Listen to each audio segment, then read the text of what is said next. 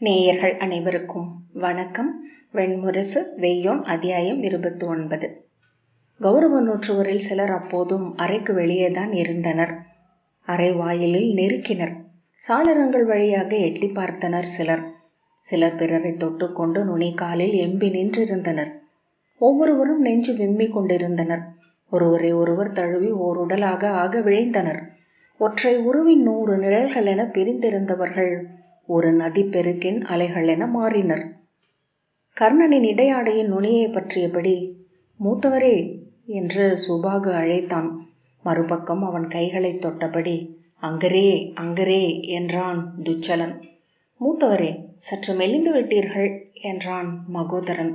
மூத்தவரே, நான் முன்னரே உங்களை பார்த்தேன் என்று பின்னெறியில் நின்று எம்பி எம்பி கூவினான் சோமகீர்த்தி. மூத்தவரே மூத்தவரே என்று அவ்வரை முழுக்க குரல்கள் எழுந்தன. ஒவ்வொருவரும் சொல்ல எண்ணுவதை அவர்களின் நா அறியவில்லை. கைகளால் சொற்களால் ஒருவரோடு ஒருவர் முற்றிலும் ஒன்றாக துடித்து தவித்தனர். அவ்விழைவால் ஒவ்வொரு உடலும் ததும்ப அக்கூட்டம் தன்னைத்தானே நெறித்து கொண்டு நெளிந்தது. பொருளற்ற ஓசைகளும் குரல்களும் ஏங்கும் மூச்சொலிகளுமாக சுருண்டு இறுகி உருளை வடிவாக மாற விழையும் கரிய பெருநாகும் போல் அது முருகியது. பின்பு அவர்கள் தொடுகையின் ஊடாகவே முற்றிலும் தொடர்புற்றனர். ஒற்றை உடலும் 200 கால்களும் 200 பெருந்தோள்களும் கொண்டு கர்ணனை சூழ்ந்தனர். ஓசைகள் அடங்கின, உடல்கள் அமைந்தன. உணர்வுகள் வெறும் விழிநீர் வழிதலாக மட்டுமே வெளிப்பட்டன. உடல் வெம்மையே அவர்களை தொடுத்து ஒன்றென்றாக்கியது. அறைக்குள் ஆழ்ந்த அமைதி நிறைந்தது.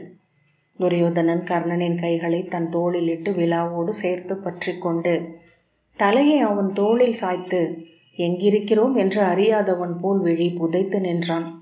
அவன் இடக்கையை பற்றிய துச்சலன் அதை தன் தோளில் அமைத்தான். அக்கையின் விரல்களை தன் தலைமேல் வைத்து கனவிலென உறைந்திருந்தான் பீமவேகன்.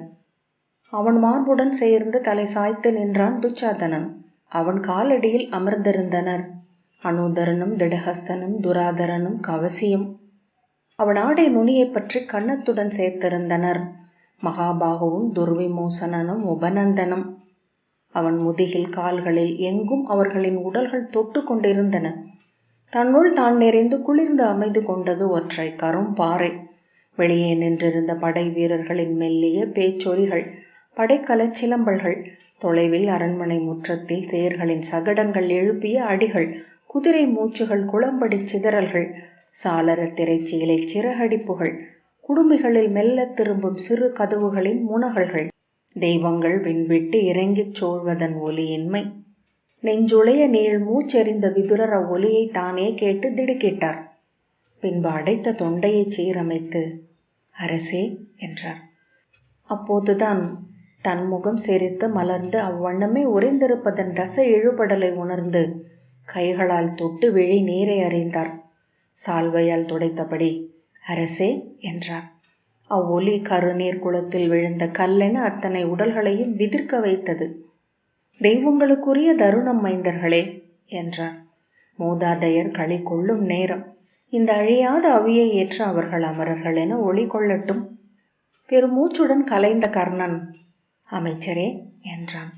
அச்சொல்லின் பொருளின்மையை உணர்ந்து அடிபணிகிறோம் தந்தையே என்றான். விதுரர் தன் உதடுகளை இறுக்கியபடி விம்மலை அடக்கினார். தொண்டையை சீரமைத்து இது அமைச்சு மாளிகை, நீங்கள் மேலே சென்று அரசரின் அவையில் அமைந்து உரையாடலாமே என்றார். அங்கே உங்கள் உண்டாட்டையும் சொல்லாடலையும் நிகழ்த்த இடம் உள்ளது.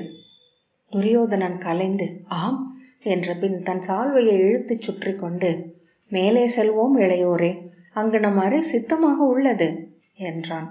விதுரர் மேலும் அங்கர் நெடுந்தூரம் பயணம் செய்து வந்திருக்கிறார், ஏதேனும் அருந்த விழைவார், அவர் சற்று ஓய்வும் எடுக்க வேண்டும் என்றார்.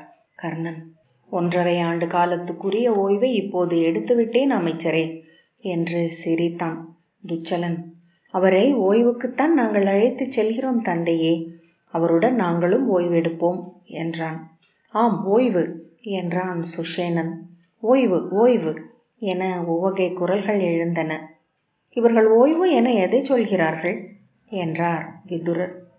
கர்ணன் நகைத்தபடி அவர்களுக்கு பயிற்சி, ஓய்வு, ஆட்சி, போர் எல்லாமே ஒன்றுதான் என்றான். விதுரர் நகைத்தார்.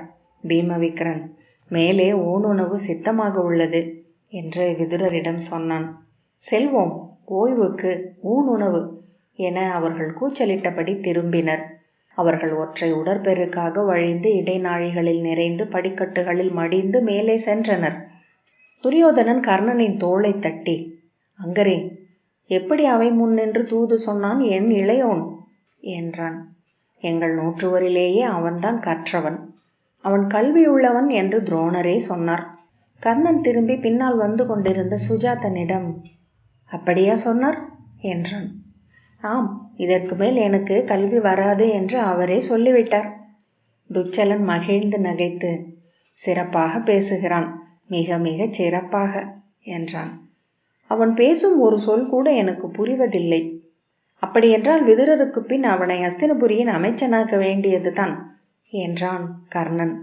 துரியோதனன் உவகை தாழாமல் திரும்பி சுஜாதனை இழுத்து தன் அருகே கொண்டு வந்து அவன் தோள் தழுவி, உண்மையாகவா என்றான். துச்சகன் நம்ப முடியவில்லை என்றான். துரியோதனன், கொன்று விடுவேன் உன்னை. அங்கரே சொல்கிறார், என் இளையோன் அறிஞன் என்று சீறினான். உண்மையல்லவா அது என்பது போல் சுஜாதன் பெருமித புன்னகை பூத்தான். மூத்தவர் பகடியாடுகிறார் என்றான் ஸ்வர்மன். கௌரவருக்கு சொல் வராது என்பதை சூதர்களே பாடிவிட்டனர். ஆகவே நாம் அதை மீறக்கூடாது என்றான் குண்டபேதி. கர்ணன், நான் உண்மையாகவே சொல்கிறேன். அச்சமின்றி அவை நின்று தெளிவாக செய்தியை உரைத்தான் என்ற பின், யவனமது என்னும்போது சற்றே நாவூறியதை தவிர்த்திருக்கலாம் என்றான்.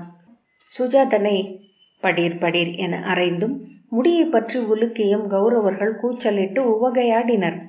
என்ன ஒரு சொல்லாட்சி, என்ன ஒரு நிமிர்வு என்றான் கர்ணன். உண்மையாகவா என்றான் துச்சலன் ஐயமாக. சிம்மம் போல அவையில் நின்றான். அருகே கலைமகள். அவனை நோக்கிய பின், அப்படியென்றால் அவன் கௌரவன் அல்ல என்றான் சுபாகு. எவரும் பேச வேண்டியதில்லை, நான் அவை முன் நின்று பேசியதென்ன என்பதை வரலாறு அறியும் என்றான் சுஜாதன். வரலாறுக்கு எத்தனை பொன் பணம் செலவிட்டாய் என்றான் துச்சாதனன். கூடவே சூதரை அழைத்து கொண்டு செல்லும் வழக்கம் எனக்கில்லை என்றான் சுஜாதன். அந்த வழக்கம் எனக்கு இருக்கிறது என்று நினைத்தாயா என்றான் துச்சாதனன். அப்படி நான் சொல்லவில்லை. சூதர்கள் தங்கள் பின் வருகிறார்கள். ஏனென்றால் அவர்களுக்கு பகடி செய்ய கதைகள் தேவைப்படுகின்றன. துச்சாதனன், என்னை அவர்கள் புகழ்ந்துதானே பாடுகிறார்கள் என்றான். ஆம் மூத்தவரே, புகழ்ந்துதான் பாடுகிறார்கள் என்றனர் கௌரவர் கூட்டமாக. ஐயத்துடன் துச்சாதனன், மொழி அறிந்தவர்களை அழைத்து கேட்க வேண்டும் என்றான். அதை கேட்கையில் அவை அடையும் மெய்ப்பாடுகள் என்னென்ன என்றான் கர்ணன். சிரிப்பு என்றான் சுஜாதன். முன்பு ஒரு முறை துச்சாதன விலாசம் என்னும் கதையை கேட்டு மட்டும் அழுதார்கள். ஏன் என்றான் கர்ணன். நெடுநேரம் சிரித்து தொண்டை அடைத்து விட்டது, அதன் பின் அழுகை என்ற சுஜாதன். ஆனால் மிக அதிகமாக பாடப்பட்டவர் உக்ராயுதரும் வாலகியும் பீமபலரும் தான் என்றான். அவர்கள்தான் சூதர்களுக்குரிய மடைப்பள்ளி பொறுப்பு.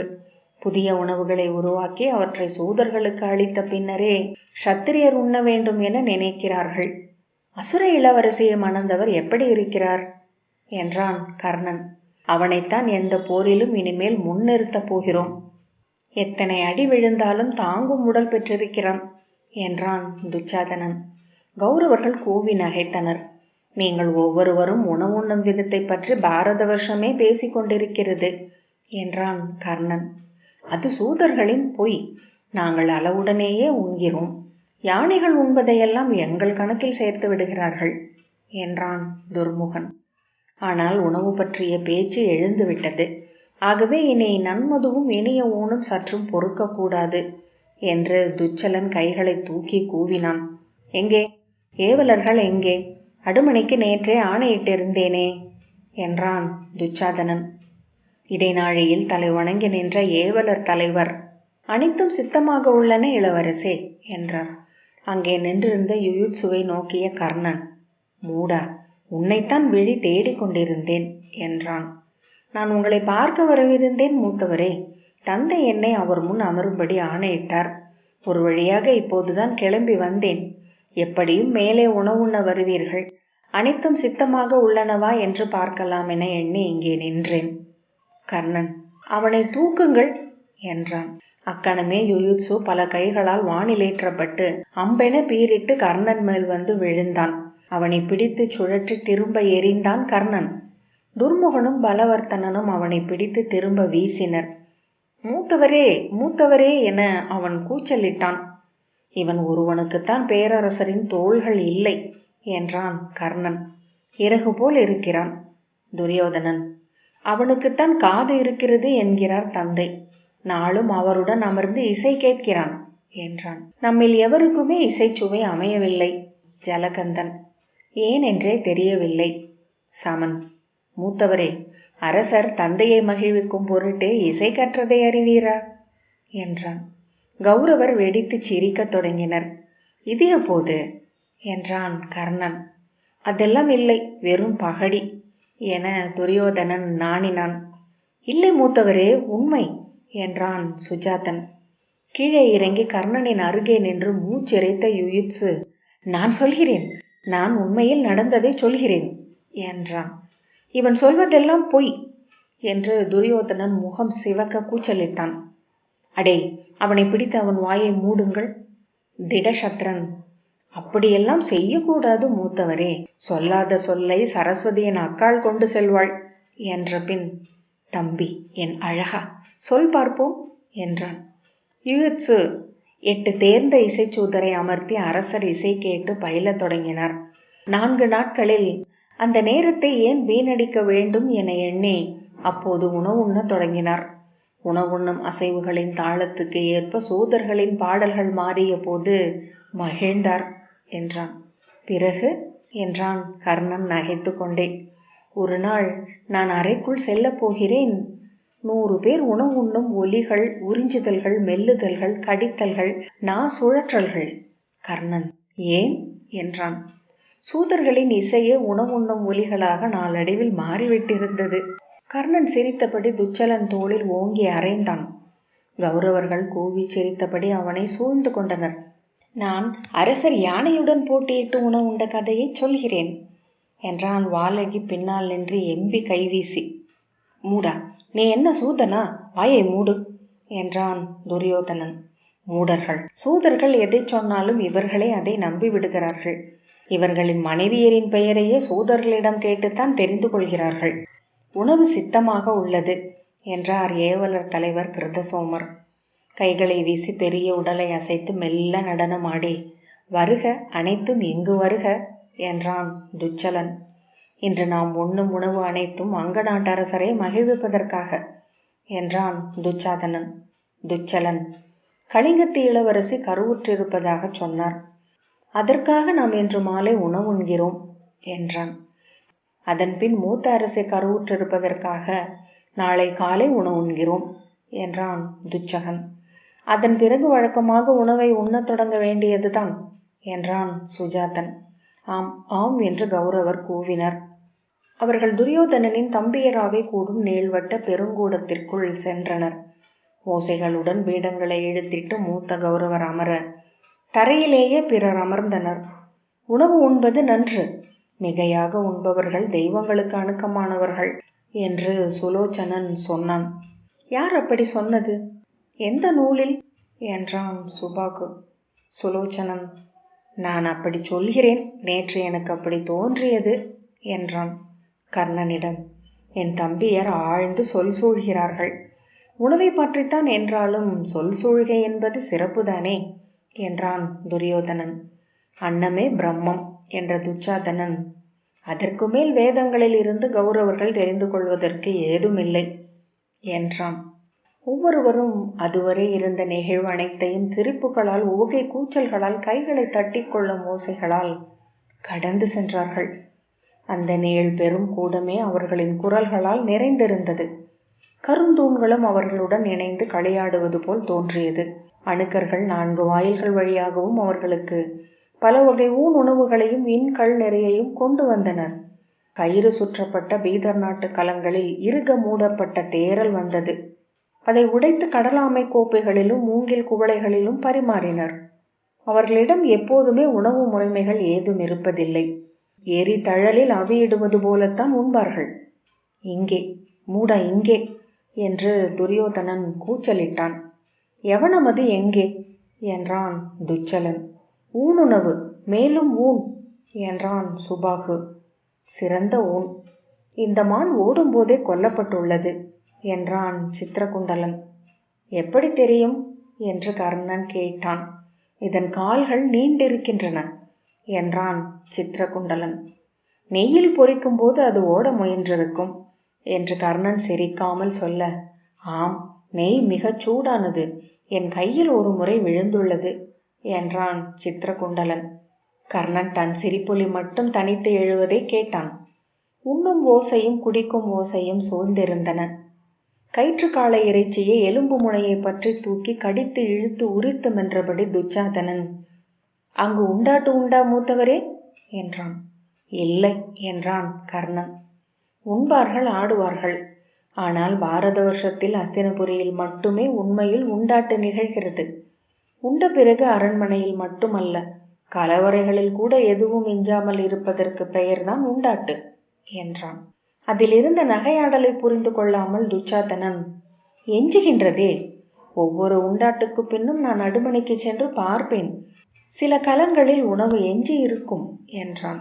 அதை அவர் உண்டுவிட்டு திரும்பி வருவார் என்றான் பின்னணியில் இருந்த சுபாகு. ஆம், எஞ்சும் உணவை வீணாக்கலாகாது என்ற பின் துச்சலன் எட்டி ஒரு பெரிய ஆட்டுக்காலை எடுத்து தன் பெரிய பற்களால் கடித்து உடைத்தான். சிறந்த ஆடு என்றான். அது மேயும் போது கொல்லப்பட்டது என்றான் யுயுத்சு. எப்படி தெரியும் என்று துச்சலன் பெரிய கண்களை விழித்து கேட்டான். ஆடுகள் எப்போதும் மேய்ந்து கொண்டுதானே இருக்கின்றன என்று சொல்லி கர்ணனை நோக்கி புன்னகை செய்தான் யுயுத்சு. கர்ணன் சிரிக்க, ஆம், அவை நல்லவை என்று துச்சலன் சொன்னான். உண்மை, அவை கடுமையாக உழைத்து நமக்காக ஊன் சேர்க்கின்றன என்றான் சுபாகு. ஆம் என்று கருணையுடன் துச்சலன் தலையாட்டினான். கர்ணன், தந்தை எப்படி இருக்கிறார் என்றான். யுயுத்சு, இன்று செம்பாலைப்பண் கேட்டார், கண் கலங்கி அழுதபடியே இருந்தார் என்றான். ஏன் என்றான் கர்ணன். அவர் அரசியை மனம் கொள்ள காந்தார நகரிக்கு சென்றதை நினைவு கூர்ந்தார். அன்று ஒரு மணல் புயல் அடித்ததாம். புயல் ஓய்ந்த பின் பார்த்தால் அவரது வலக்கையை விதுரரும் இடக்கையை அரசியும் பற்றியிருந்தனராம். கர்ணன், ஆம், இன்றும் அவர்களின் பிடித்தானே என்றான். துரியோதனன், சற்று தளர்ந்து விட்டார் என்றான். ஏன் என்றான் கர்ணன். துச்சாதனன், இப்போதெல்லாம் எலும்புகளை மிச்சம் வைத்து விடுகிறார் என்றான். அவன் நகையாடுகிறானா என்று விழிகளை நோக்கிய கர்ணன், அப்படி இல்லை என்று தெரிந்ததும் வெடித்து நகைத்தான். இந்த உண்டாட்டில் அவரும் இருக்க வேண்டும் என்றான் கர்ணன். நமக்கெல்லாம் எலும்புகள் தான் கிடைக்கும் என்றான் சுபாகு. ஆமாம், அவர் உண்பதை நோக்கினால் அச்சமே எழும். ஆனாலும் மானுடர் அத்தனை பெருந்தீனி எடுக்கக்கூடாது. எத்தனை பேர் பசித்திருக்கையில் ஒருவரே அவ்வளவு உண்பது பெரும் பிழை என்றான் துச்சலன். துரியோதனன், இத்தனை புலரியில் அவர் உண்பதில்லை. இப்போது தன் பயிற்சி களத்தில் எடை தூக்கி கொண்டிருப்பார். நீங்கள் எல்லாம் கதாயுத பயிற்சி எடுப்பதில்லையா என்று கர்ணன் கேட்டான். பயிற்சியா? அதன் பெயர் அடி வாங்குதல் என்றான் பின்னணியில் இருந்த நாகதத்தன். மூத்தவர்கள் 4 பயிற்சி எடுக்கிறார்கள். நாங்கள் எதிர்முனையில் நின்று அடி வாங்கி விழுகிறோம். இது பல ஆண்டுகளாக நடந்து வருவது தானே என்றான் நிஷங்கி. திரும்பி அணுக்கனிடம், மான் இறைச்சி எங்கே என்றான். அவன் கொண்டு வைத்த மரக்கூடையில் இருந்த மானின் பாதியை எடுத்து கடித்து இழுத்து மென்றபடி, நாங்கள் அடிவாங்குதலில் தேர்ச்சி பெற்றுள்ளோம் என்றான். அத்தனை அடி வாங்கியும் நீங்கள் பயிலவில்லையா என்றான் கர்ணன். பயில்கிறோம் மூத்தவரே, ஆனால் நாங்கள் பயில்வதை விட விரைவாக எங்களை அடிப்பதில் மூத்தவர்கள் தேர்ச்சி பெற்று வருகிறார்கள்.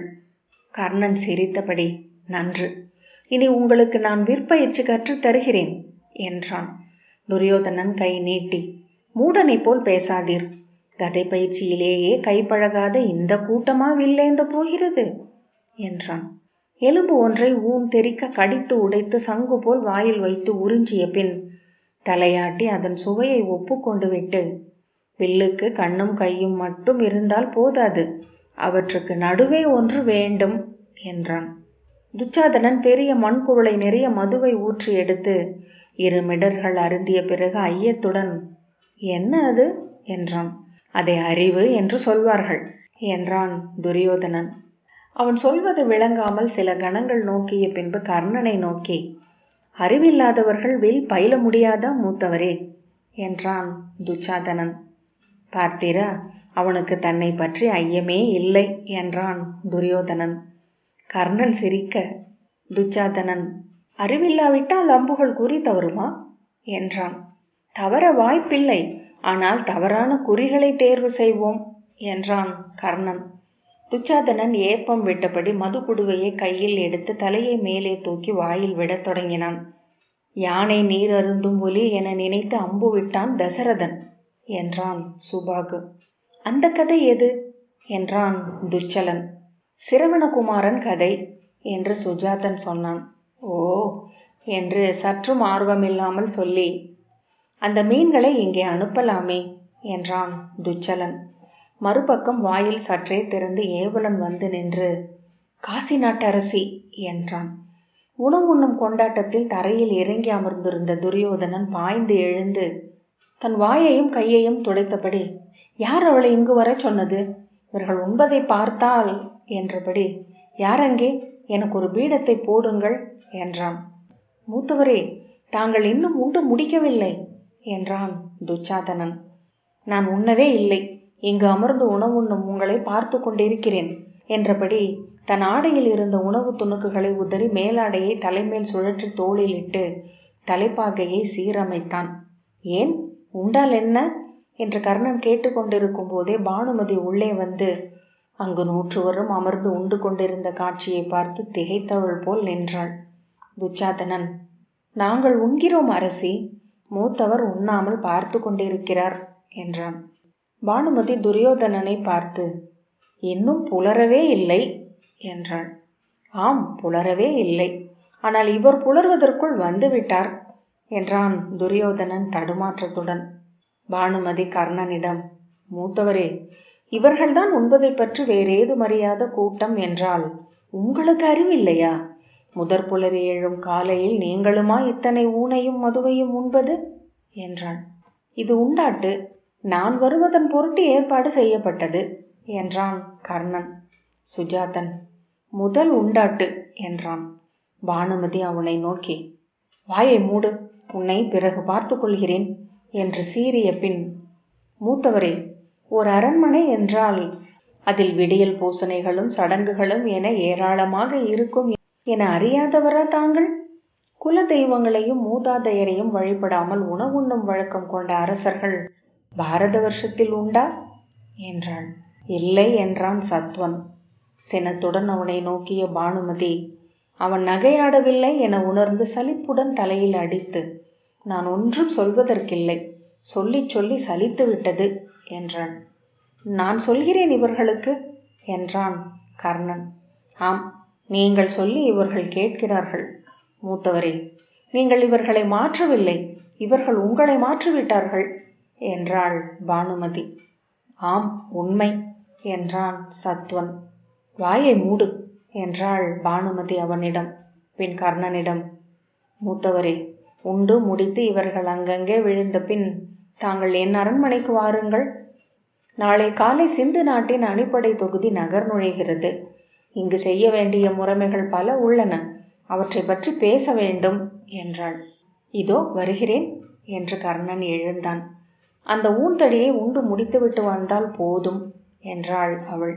அவள் திரும்பும்போது துரியோதனன் மெல்ல, உண்மையிலேயே நான் எதையும் உண்ணவில்லை பானு என்றான்.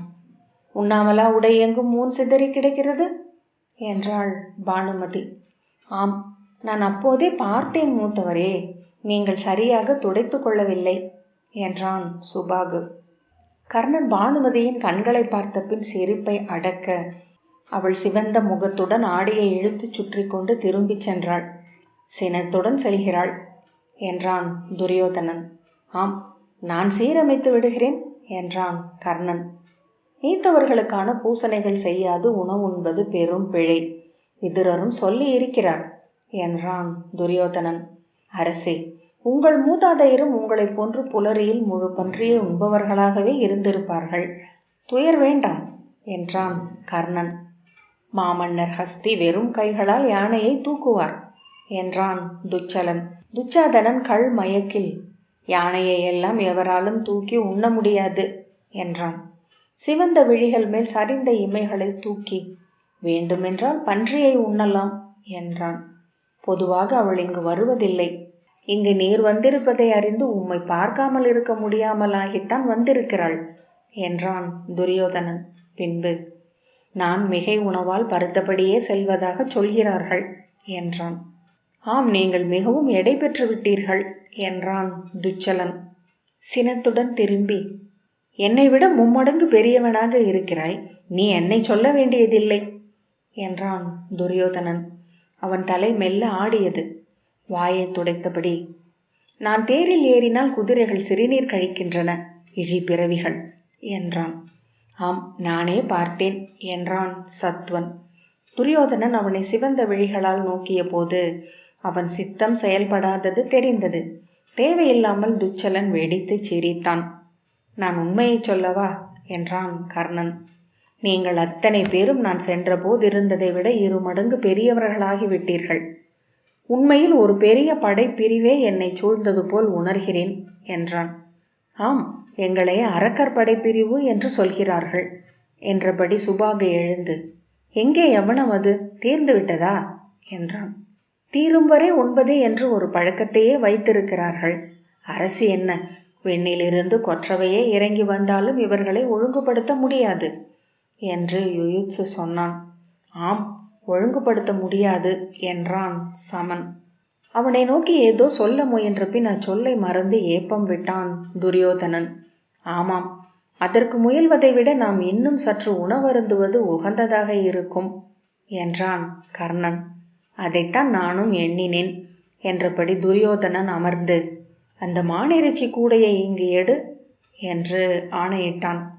வெய்யோன் 29வது அத்தியாயம் இத்துடன் நிறைவு பெற்றது. நன்றி.